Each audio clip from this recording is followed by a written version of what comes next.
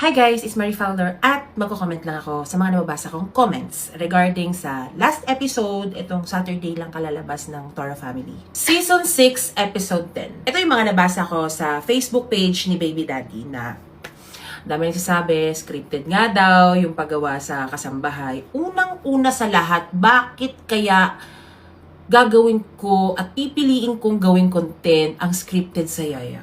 Bakit kaya ako aabot sa punto na yun ang pipiliin ko? Kung meron naman akong mas magandang pwedeng maisip kung gugustuhin ko lang na scripted. Pwede naman akong makaisip na, oh my gosh, Baby Daddy nakasalamuhan ng ibang babae, tapos yung reaction. Parang mas maganda yung ganong klaseng scripted. Kaysa ipasok ko pa yung buhay ng ibang tao na hindi din naman nila kaya yung kahihiyan na inaabot namin kasi gusto nila private sila. Kaya nga hindi sila nag-social media artist. So, masasabi ko lang guys, kung gagawa lang din ako ng scripted, hindi ko pipiliin yung hindi magandang content.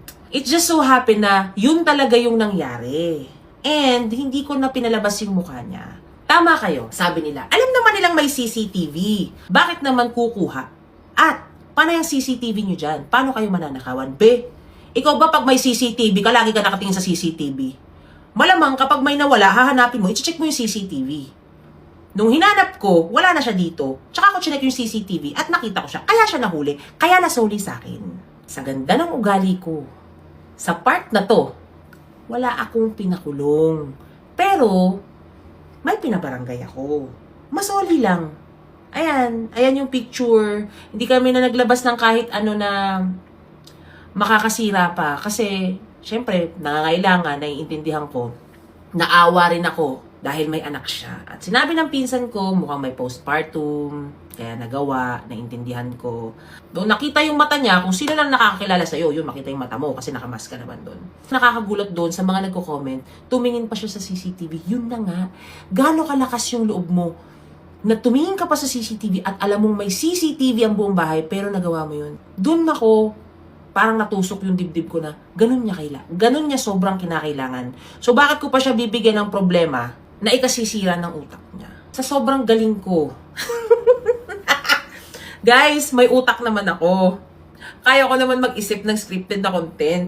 Hindi tayo pupunta doon na mandadami tayo ng buhay ng iba. Buhay lang namin. Yung buhay namin, pinagpipiestahan nyo na kasi nga, kaya namin sabihin kung ano yung nangyayari sa mga buhay namin. Kaya namin harapin. Kaya namin pakinggan. At nakikinig kami, good and bad, kung ano man ang pwede yung sabihin sa amin. Hindi na kami para mandamay ng iba.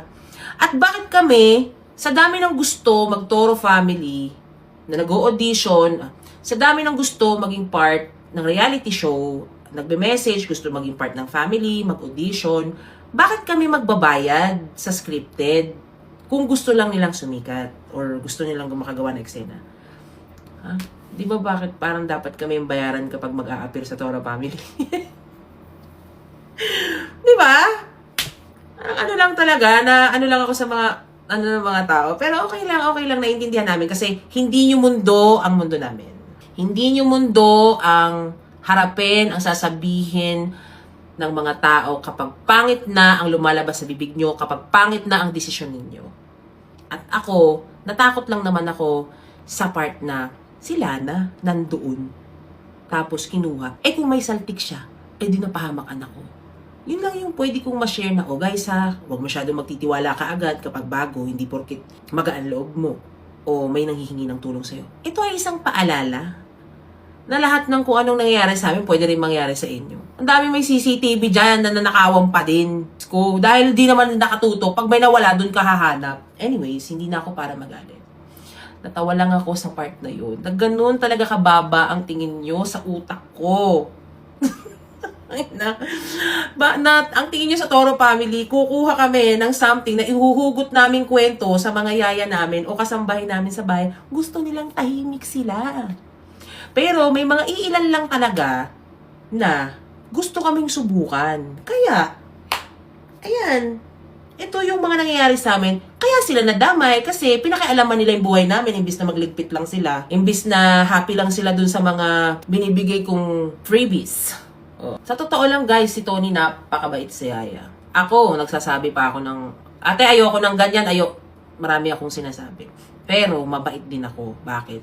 Dahil ang nanay namin nangatulong. Ako nung college ako, para pumasok ako, naglilinis ako ng kondo ng kaklase ko. Kaya ang bunganga ko, pag nagalit ako sa mga yaya, sinasabi ko sa kanila, hindi nyo ako pwedeng sabihan na matapobre ako dahil kasama nyo ako maglinis. Buti sana kung hindi ako nagsusondroks at nakikikuskus sa kung anong ginagawa nyo. Kung anong ginagawa nyo, kinakain nyo. Kinakain ko din. At sinasabi ko pa magaling pa ako mga tulong sa inyo, hindi po pwede dahil ito ang trabaho ninyo. Straight to the point akong magsalita. So, ayun lang. Kung gusto nyo pa rin paniwalaan ang gusto nyo paniwalaan, hindi naman kayo pinipilit. 'Di ba? And ako, ito lang din yung gusto kong gawin. Ang gusto kong gawin is sumabat at sabihin yung nasa utak ko. Dahil pinili ko tong buhay na to. Yun lang. So, sa mga nagsasabing scripted siya, kwento nyo yan eh. Tae kayo dyan. Sige, bye-bye!